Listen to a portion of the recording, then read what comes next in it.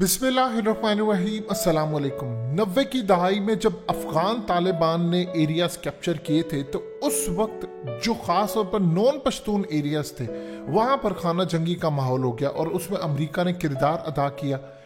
इस दफा अभी तक अमेरिकी थिंक टैंक, बरतानिया के डिफेंस मिनिस्टर सब कह रहे हैं कि अफगानिस्तान में खाना जंगी होने जा रही है, लेकिन अफगान तालिबान इस वक्त इतनी बड़ी ताकत बन चुके थे कि सुपर पावर को शिकस्त देकर आप सुपर पावर ही हैं। सिर्फ टेक्नोलॉजी आपके पास नहीं।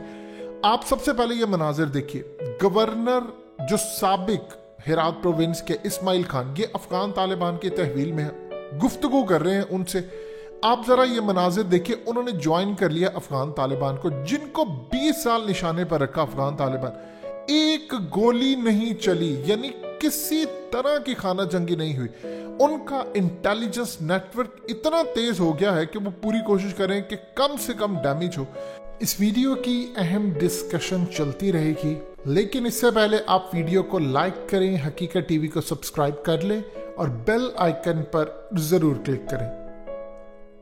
इस वक्त सूरत हाल है, आप जरा अपनी स्क्रीन पर मनाजिर देखते जाइए। ये इतनी तेजी से डेवलपमेंट हो रही है कि सबसे पहले जो इंडिया का हेलीकॉप्टर जो उन्होंने अशरफ गनी को दिया था, अफगान तालिबान अब किस तरह इंडिया को चढ़ा रहे हैं। वो बैठे हैं इस हेलीकॉप्टर के अंदर, उसका मुआयना कर रहे हैं।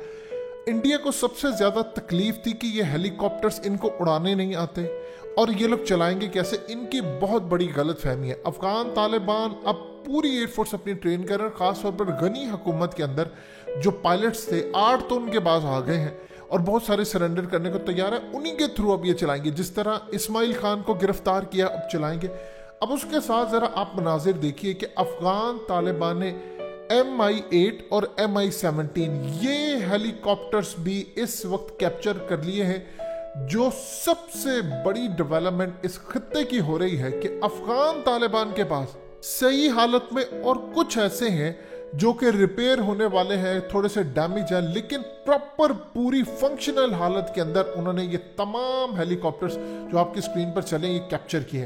अब आप गौर से देखिए, हकीकत टीवी ने आपको जो बताया था ईगल ड्रोन्स, अब ये मनाजिर देखिए। आपने पहले तस्वीर और ये तमाम चीजें देख ली, अब ये लेटेस्ट मनाजिर देखिए।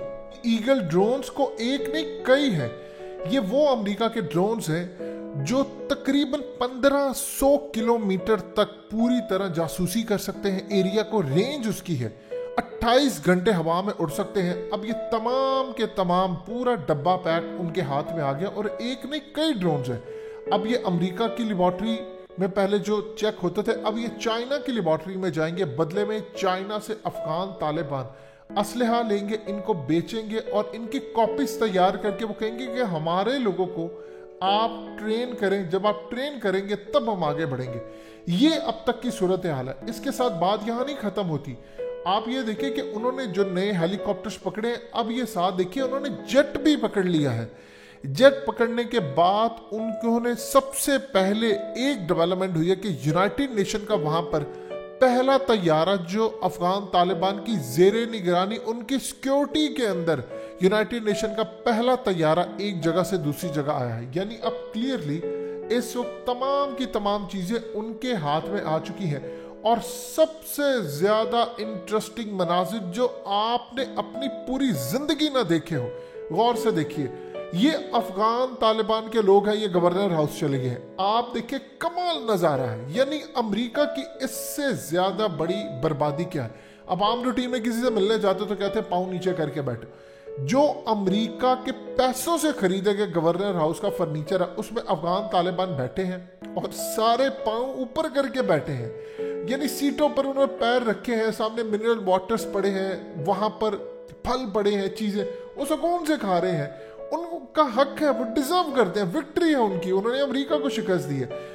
यहां पर कभी जिंदगी में इन्होंने सोचा नहीं था कि ये मनाजिर आएंगे जहां पर अफगान तालिबान के लोग आकर जमीन पर बैठकर कोई चना खा रहा है, कोई फल खा रहा है, जो जो गवर्नर हाउस के अंदर मौजूद होते हैं वो चीजें बैठकर खा रहे हैं। किसी ने कहां टांग रखी। यानी जो सत्यानाश अमेरिका का इस वक्त हो रहा है, अशरफ गनी का हो रहा है, तारीख में आपने कभी ऐसे मनाजिर नहीं देखे। जेट उनके हाथ से निकल गए, ईगल ड्रोन्स चले गए, हमवीज गाड़ियां, हर तरह की अमेरिका की गाड़ियां जो उनके ज़रिए इस्तेमाल थी वो सारी की सारी इस वक्त अफगान तालिबान के हाथ में। और सबसे ज्यादा मजे की बात है कि वो इन गाड़ियों पर बच्चों को बिठाकर, अपने लोगों को बिठाकर पूरे शहर के चक्कर लगा रहे। अब इसमें हो क्या रहा है? इसमें हो यूं रहा है, देखिए गवर्नर जो खास तौर पर इस्माइल है, अब जब वो अफगान तालिबान के साथ इस तरह बैठे हैं तो पूरी दुनिया में क्या नजारा जा रहा है। अब वो कोशिश करे हैं जो बाकी वार लोड्स हैं जिन्होंने खास तौर पर खाना जंगी करनी थी उनको साथ मिला रहे हैं, पीछे रह जाएंगे दाइश के लोग और ब्लैक वाटर। अब अफगान तालिबान उनको फिर चुन चुन कर ठिकाने लगाएंगे। उसके बाद खास तौर पर उनकी एयरफोर्स और हर जगह के ऊपर उनकी फौज में, एयरफोर्स, तमाम जितने लोग हैं उनसे राब्ते किए जा रहे हैं। इवन कि आप देखिए इस्माइल खान के गवर्नमेंट के अंदर अच्छा खासा असर और रसूख है। जब अमेरिकन यहाँ पर आए थे तो अमेरिका ने इनको पूरी तरह अप्रिशिएट किया, पैसा दिया, चीजें दी, इनका पूरा कबीला इनके साथ आ गया है। अब ये मिलकर गनी के खिलाफ लड़ेंगे। यानी देखिए होता क्या है कि जब आप पावर में देख लेते, हवा का रुख देख लेते, तब आप लड़ते नहीं है। अब यहां पर वो लड़ाई कर देते तो उन्होंने क्या हासिल कर लेना था? जाहिर सी बात है उनकी जान जाती। उन्होंने अक्लमंदी की, उन्होंने अफगान तालिबान को पहले ही पैगाम दे दिया।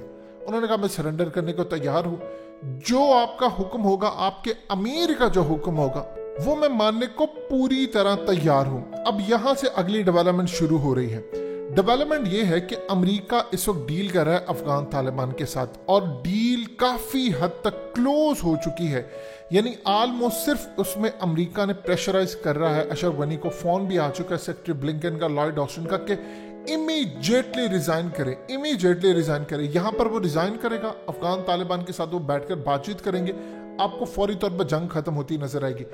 एक चीज बड़ी हैरान कुन है, खाना जंगी पूरी तरह तैयार थी। अफगान तालिबान अभी भी होगी, हो सकता है बड़ी जंग हो, लेकिन सबसे बड़ी बात है इनिशियल स्टेज के ऊपर तो कम से कम उन्होंने इस पर काबू पाया। देखिए उन्होंने काबुल को फतह नहीं किया। काबुल को फतह करने के लिए उन्होंने काम ये किया है, पहले उनकी स्ट्रेटेजी डिफरेंट थी पिछली दफा।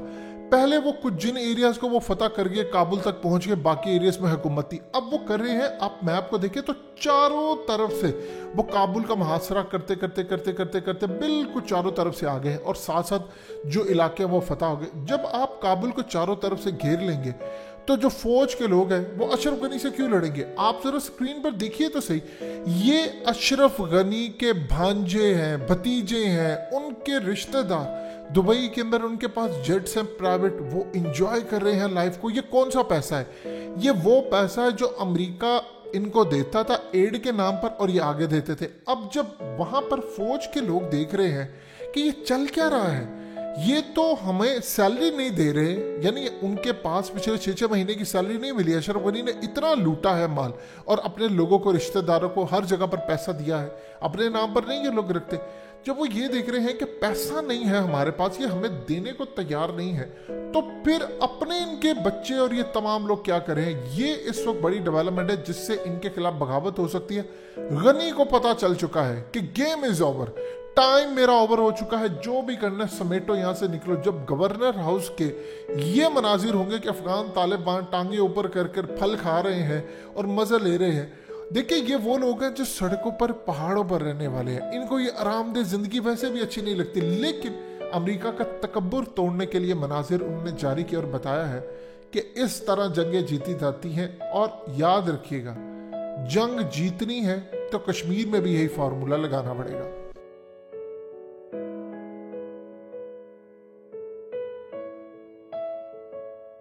हकीकत टीवी को सब्सक्राइब करना मत भूलें, वीडियो को लाइक करें, शेयर करें और कमेंट सेक्शन में अपनी राय का इजहार जरूर करें।